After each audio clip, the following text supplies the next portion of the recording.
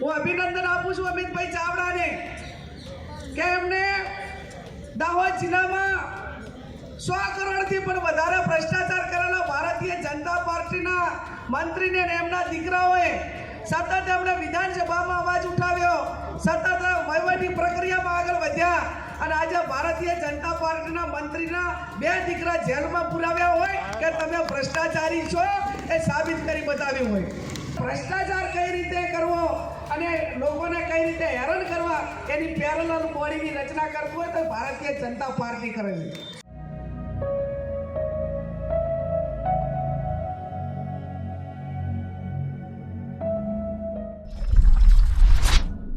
કડી અને વિસાવદરની પેટા ચૂંટણી ધીરે ધીરે રસપ્રદ થતી જાય છે। જ્યારથી જાહેર થયું કે આ તારીખે ચૂંટણી યોજાવાની છે એના પછી કોંગ્રેસ, ભારતીય જનતા પાર્ટી અને આમ આદમી પાર્ટી ત્રણેય પક્ષો ત્યાં મહેનત કરી રહ્યા છે। આ 3 પક્ષ સિવાય શંકરસિંહ વાઘેલાનો પણ એક પક્ષ છે, એ પક્ષ પણ ત્યાં મહેનત કરે છે અને ચોપાક્યો જંગ ત્યાં થવાનો છે। આ બધાની વચ્ચે કડીમાં અત્યારે કોંગ્રેસે ધામા નાખ્યા છે, બીજી બાજુ વિસાવદરમાં આમ આદમી પાર્ટીએ ધામા નાખ્યા છે। હજી કોંગ્રેસ અને ભારતીય જનતા પાર્ટીએ પોતાના ઉમેદવારો નક્કી નથી કર્યા કે કોણ ચૂંટણી લડશે, પણ પ્રચારની શરૂઆત કોંગ્રેસે કરી દીધી છે। ભારતીય જનતા પાર્ટીએ પણ બંને બેઠકો પર પ્રભારી અને ત્યાંના સંયોજકો ભેગા કરી દીધા છે। દિગ્ગજ નેતાઓના નામ એમાં છે અને પ્રચારની શરૂઆત તો ત્યાં પણ થોડા સમયમાં થઈ જશે। કોંગ્રેસે આજે કડીમાં સંમેલન કર્યું। સંમેલનમાં ત્યાંના કાર્યકર્તાઓને ઘણી બધી વાતો કરી અને કહ્યું કે કડી કેમ જીતવું છે। સંમેલનમાં ગેનીબેન ઠાકોરથી લઈને શક્તિસિંહ ગોહિલ, અમિત ચાવડા અને પૂર્વ ધારાસભ્યો બધા જ હાજર હતા। જ્યારે એક પછી એક નેતાઓ ભાષણ આપી રહ્યા હતા ત્યારે કહી રહ્યા હતા કે અમારી પાસે આપવા માટે અત્યારે કશું જ નથી, પણ જો અમે જીતી જશું તો અમે આ વસ્તુ આપીશું, એ વાયદા પણ કરવામાં આવ્યા। શક્તિસિંહ ગોહિલે કડીના કાર્યકર્તાઓનો જુસ્સો વધે અને કડી જીતવાની છે એવી વાતો પણ કરી। ગેનીબેન ઠાકોરે જ્યારે ભાષણની શરૂઆત કરી ત્યારે એમને કડીમાં પરિસ્થિતિ શું છે, આખા ગુજરાતમાં અસામાજિક તત્વો અને કાયદા અને વ્યવસ્થાની પણ વાત કરી, પણ આ ભાષણ દરમિયાન એમણે ભ્રષ્ટાચારની વાત કરી। અત્યારે ભ્રષ્ટાચાર એટલે સૌથી પહેલાં આપણે નામ સામે આવે છે બચુ ખાબડનું, કારણ કે એમના 2 દીકરા મનરેગામાં થયેલું કૌભાંડ અને એની ચર્ચાઓ છેલ્લા કેટલાય સમયથી થઈ રહી છે। બંને દીકરાઓની ધરપકડ પછી જામીનની વાત અને ગેનીબેન ઠાકોરે જાહેર મંચ પરથી બચુ ખાબડ અને એમણે કેવી રીતના ભ્રષ્ટાચાર કરે છે, ભારતીય જનતા પાર્ટી કેવી રીતના ભ્રષ્ટાચાર કરે છે તેની વાત કરી છે। સાથે જ અસામાજિક તત્વોથી લઈને ભ્રષ્ટાચારની વાત કરતાં એમણે કહ્યું કે અમે અત્યારે કંઈ તમને નહીં આપી શકીએ, પણ જો અમે જીતીશું તો આમાં ઘણો બધો બદલાવ લાવીશું। કડી પહેલાંથી કોંગ્રેસનું ગઢ રહ્યું છે અને ફરી એકવાર કડી જીતવાનું છે। તો ગેનીબેન ઠાકોરે ભાષણ આપતા શું કહ્યું, બચુ ખાબડને કેમ યાદ કર્યા, ભ્રષ્ટાચારની વાત કરતા શું કહ્યું તે સાંભળો। એક બાજુ અંદરો અંદર ઝઘડા કરાવવા,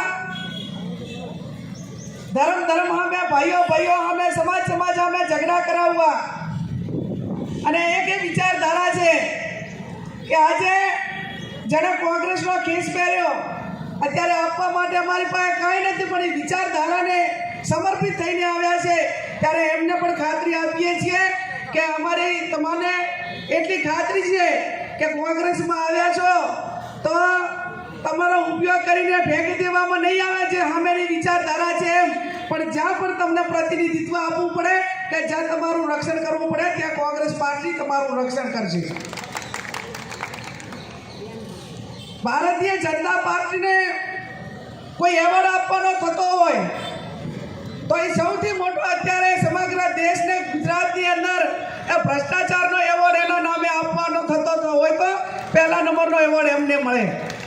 હું અભિનંદન આપું છું અમિતભાઈ ચાવડાને કે એમને દાહોદ જિલ્લામાં 100 કરોડથી પણ વધારે ભ્રષ્ટાચાર કરેલા ભારતીય જનતા પાર્ટીના મંત્રીને અને એમના દીકરાઓએ સતત એમણે વિધાનસભામાં અવાજ ઉઠાવ્યો, સતત વહીવટી પ્રક્રિયામાં આગળ વધ્યા અને આજે ભારતીય જનતા પાર્ટીના મંત્રીના 2 દીકરા જેલમાં પુરાવ્યા હોય કે તમે ભ્રષ્ટાચારી છો એ સાબિત કરી બતાવ્યું હોય। ત્યારે ભારતીય જનતા પાર્ટીની સરકાર કઈ રીતે ચાલે, કોઈ પણ સરકારને લોકો એને જનાદેશ આપે, બહુમતી આપે તો એના ખાતા પ્રમાણે મંત્રીઓ બનાવે।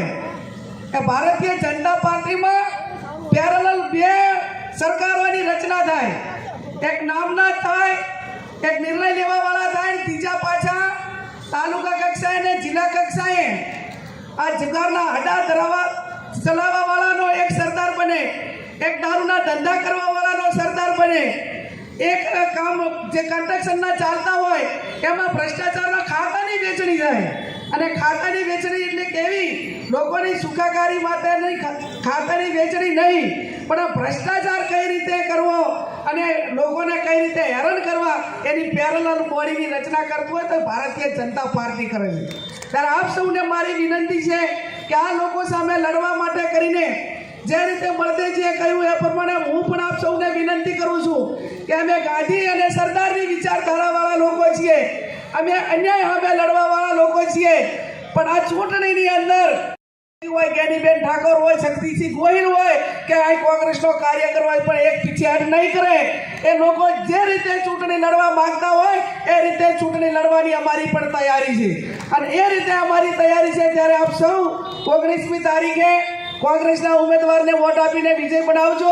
અત્યારે ધોમ ધકતા તાપમાં વિશેષ ના કહેતા, જ્યાં સુધી ચૂંટણી પતે ત્યાં સુધી જે પણ કોંગ્રેસ પાર્ટી અમને જવાબદારી સોંપશે એ 19 તારીખ સુધી બૂથો ઉપર રહેવું પડે તો રહીને પણ આ ચૂંટણીનું મતદાન પત્યા પછી આ બધા આગેવાનો પોતપોતાના ઘરે જવાના છે અને પૂરી જવાબદારી નિભાવવાના છે. ત્યારે આપ